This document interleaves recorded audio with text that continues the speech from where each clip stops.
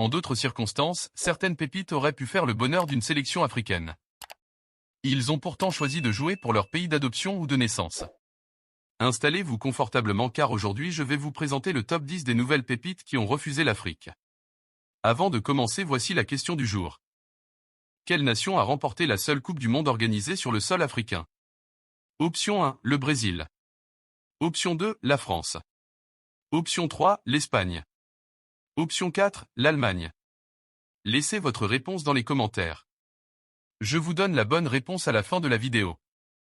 On commence.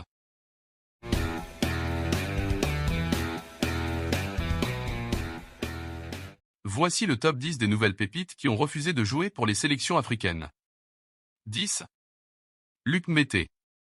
Formé à Brentford et transféré à Manchester City en 2016, Luc Mété joue son premier match chez les professionnels le 21 septembre 2021 et son premier match en Ligue des Champions le 9 mars 2022 face au Sporting. Il est actuellement prêté à Huddersfield. Le défenseur international anglais des U21 aurait pu jouer pour la République démocratique du Congo mais il a choisi de représenter l'Angleterre. 9. Pierre Kaloulou. Né le 5 juin 2000 à Lyon, Pierre Kaloulou est un footballeur français d'origine congolaise. Pouvant évoluer au poste de défenseur central ou d'arrière droit, il joue actuellement à l'AC Milan où il a fait ses débuts professionnels le 10 décembre 2020 en Europa League. Il aurait pu jouer pour la RDC mais il a opté pour la France. 8. Ryan Sessegnon. Il est le premier joueur né dans les années 2000 à marquer un but en Première Ligue contre Cardiff City. Le 8 août 2019, il s'engage pour 6 ans avec Tottenham et réussit des performances très correctes. Il remporte le championnat d'Europe des U19 en 2017 en marquant 3 buts, dont un doublé contre l'Allemagne. Il a ensuite été le meilleur joueur de la deuxième division anglaise en 2018. Kwasi Ryan Sessegnon aurait pu représenter les éléphants de Côte d'Ivoire mais il a choisi l'Angleterre. 7. Alphonso Davies. Il est né le 2 novembre 2000 à Buduburam au Ghana. Son transfert au Bayern à l'été 2018 est estimé à 13,5 millions de dollars plus 8,5 millions de dollars de bonus. Il est actuellement l'un des meilleurs latéraux gauche du monde. Le 23 août 2020. Il remporte la Ligue des champions de l'UEFA devenant le premier Canadien à remporter la compétition. Il a aussi à son actif 4 Bundesliga, 2 Coupes d'Allemagne et une Coupe du monde des clubs de la FIFA. Il avait la latitude de représenter le Liberia ou le Ghana mais il a opté pour le Canada après sa naturalisation en 2017. 6. Moïse Kean. Il est né le 28 février 2000 en Italie. Il débute en professionnel avec la Juventus lors d'un match contre Pescara le 19 novembre 2016 et devient ainsi le premier joueur né dans les années 2000 à évoluer dans le championnat italien et le plus jeune joueur à jouer pour la Juventus. Quelques jours plus tard, il joue de nouveau face au FC Séville et devient le premier joueur né en 2000 à jouer en Ligue des Champions. Le jeune attaquant est par ailleurs le premier joueur né en 2000 à inscrire un but dans un championnat du top 5 européen. Il a opté pour la Squadra Azzurra au détriment des éléphants de la Côte d'Ivoire. 5. Wesley Fofana. Son transfert à Chelsea estimé à près de 87 millions d'euros fait de lui l'un des défenseurs les plus chers du monde. Ça montre réellement son talent et toute l'attention qui est portée sur lui. Il est vainqueur de la Coupe d'Angleterre et du Community Shield en 2021 avec Leicester. Encore une fois, ce sont les éléphants de la Côte d'Ivoire qui se mordent les doigts parce que Fofana a choisi l'Hexagone. 4. Eduardo Camavinga.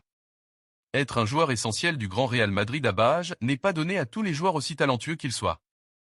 Né le 10 novembre 2002 en Angola, le petit Eduardo quitte l'Angola avec sa famille pour la France en 2003.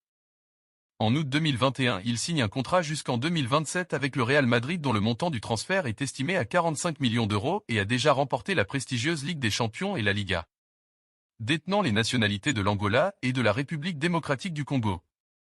Eduardo Camavinga aurait pu jouer pour l'une de ces nations africaines mais il a choisi représenter la France. 3. Aurélien Tchouaméni. Il est né le 27 janvier 2000 à Rouen en France. Son transfert au Real Madrid pour près de 100 millions d'euros fait de lui l'un des jeunes joueurs les plus chers du monde. Désormais pion essentiel en équipe de France et au Real Madrid, Aurélien Tchouaméni détient un talent exceptionnel. Avec ses origines camerounaises, il aurait pu honorer les Lions indomptables mais, une fois encore il a opté pour la France. 2. Ansu Fati. Cette fois-ci, c'est l'Espagne qui rafle la mise au détriment de la Guinée-Bissau. Né en octobre 2002 à Bissau.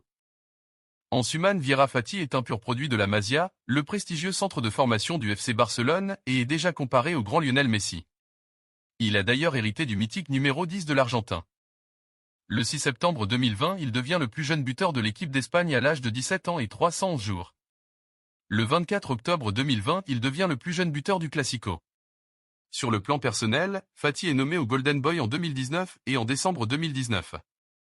Il devient le plus jeune buteur de l'histoire de la Ligue des Champions à 17 ans et 40 jours.